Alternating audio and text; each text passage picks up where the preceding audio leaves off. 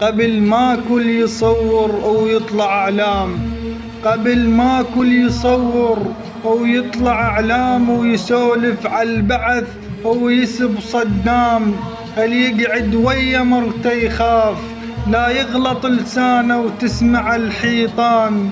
اللي يقعد ويا مرته يخاف لا يغلط لسانه وتسمع الحيطان.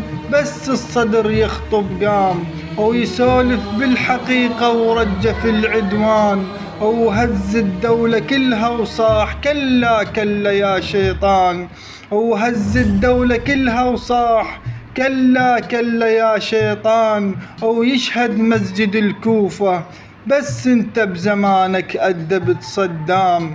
أو يشهد مسجد الكوفة بس انت بزمانك أدبت صدام.